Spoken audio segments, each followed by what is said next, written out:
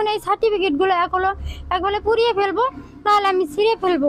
জামালপুরের দেওয়ানগঞ্জ উপজেলার চর আমখাওয়া ইউনিয়নের একটি প্রত্যন্ত গ্রাম। এখানকার সানন্দবাড়ির লম্বাপাড়া এলাকার একটি ঘরের জানালা দিয়ে বাইরের আলো দেখার চেষ্টা করেন শারীরিক প্রতিবন্ধী শাহিদা আক্তার। বাইরের আলোর মতোই তিনি চেয়েছিলেন নিজের জীবনটাকেও আলোকিত করতে, কিন্তু সমাজের অবহেলা আর চাকরির নিষ্ঠুরতা আজ তাকে হতাশার দিকে ঠেলে দিয়েছে। আমি জন্মের পর থেকে শারীরিকভাবে প্রতিবন্ধী। আমি সানন্দবাড়ি হাই স্কুল থেকে 2010 সালে এসএসসি পাস করি।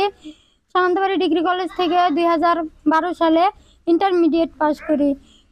2017 সালে আমি সানন্দবাড়ি ডিগ্রি কলেজ থেকে ডিগ্রি কমপ্লিট করি। আমি সেই সাথে 2015 সালে 6 মাস মেয়াদি কম্পিউটার কোর্স করি। তো আমি তো শারীরিকভাবে প্রতিবন্ধী।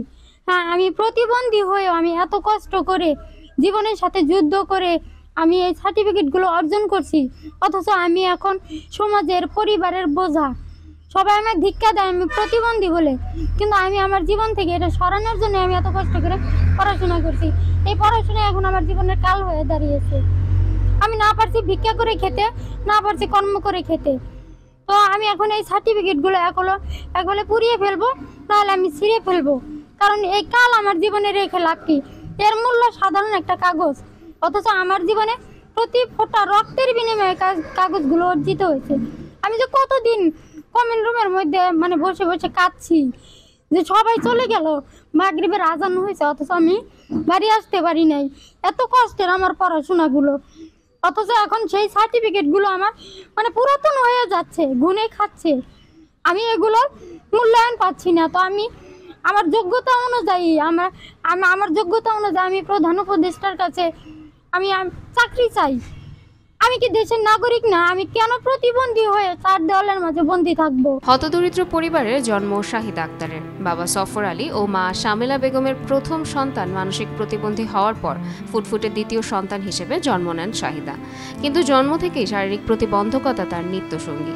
তবে ছোটবেলা থেকেই তিনি ছিলেন পড়াশোনা করে স্বাবলম্বী হওয়ার স্বপ্নে বিভোর। বাবা সফর আলীর মৃত্যুর পর যখন অভাব অনটন নিত্যসঙ্গী, তখনও থেমে যাননি শাহিদা। আমি শাহিদার আম্মু। আমি বড় কষ্ট করে আমি এটা লেখাপড়া করাইছি, লেখাপড়া করে কোনো দাম পাইলাম না। না পারি ভিক্ষা করে খাইবার, না পারি চাইবার। শিক্ষিত না করলে হারে তাহলে আমি নিয়ে দেশে দেশে ভিক্ষা করে খাইলাম নি। এখন আমি সরকারের কাছে একটা আবদ্ধ, আমার মেয়ের একটা চাকরি দিছু। আমার সংসারে আমার মেয়ের বাবা নাই, একটা ভাই হইলো প্রতিবন্ধী, একটা ভাই ছোট একটা ছেলে আমার।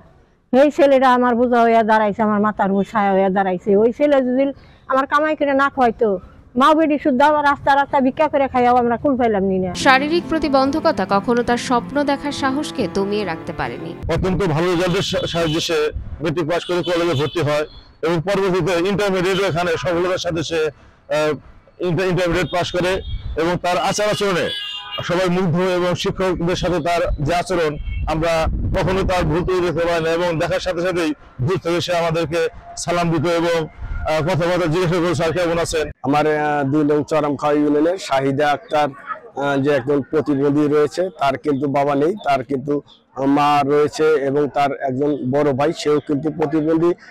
তার কিন্তু একজন ছোট ভাই রয়েছে, সে কিন্তু কর্ম করে কিন্তু তাদের খাবারের ব্যবস্থা করছে।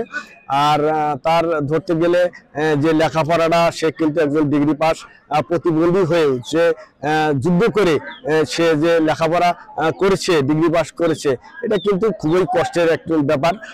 আমরা জানি যে একজন ভালো লোকও যে লেখাপড়া করতে পারে, কিন্তু তা সে দেখিয়ে দিয়েছে যে প্রতিবন্ধী হয়েও সে লেখাপড়া করতে পারে। এখন অন্তর্বর্তীকালীন সরকার যদি তাকে একটা কর্মসংস্থানের ব্যবস্থা করে দেওয়া হয়, তাহলে মনে হয় তার ফ্যামিলি ভালো চলতে পারবে। আর তার যদি ছোট ভাই যদি কোনো কারণে দুর্ঘটনা হয়, তাহলে কিন্তু তার ফ্যামিলি কিন্তু কোনো তাদের কর্মসংস্থানের ব্যবস্থা থাকবে না। দেওয়ানগঞ্জ উপজেলার শাহিদা আক্তার নামে একজন প্রতিবন্ধী মহিলা আছেন। ইনি স্নাতক পাস এবং কম্পিউটার 6 মাস মেয়াদী কম্পিউটার প্রশিক্ষণ প্রাপ্ত। তিনি কারো দয়া বা অনুদান ভিক্ষা করেন না। তিনি নিজের যোগ্যতায় চাকরি পেতে ইচ্ছুক। সমাজসেবা অধিদপ্তরের যদি আমাদের লোক নিয়োগ দেওয়া হয়, সেক্ষেত্রে আমরা চেষ্টা করব তাকে চাকরির মাধ্যমে পুনর্বাসন করার ব্যবস্থা। শাহিদা আক্তারের মতো প্রতিবন্ধী ব্যক্তিরা যদি তাদের মেধা ও পরিশ্রমের স্বীকৃতি না পায়, তাহলে সমাজের উন্নয়ন কখনোই সুষম হবে না। জামালপুরবাসীর প্রত্যাশা দ্রুততম সময়ের মধ্যে শাহিদাকে তার যোগ্যতা অনুযায়ী একটি চাকরি দেয়া। আনন্দ টিভির পক্ষ থেকে গণমাধ্যমের মনিটরিং অব্যাহত থাকবে। নাজনীন নিসা, আনন্দ টিভি।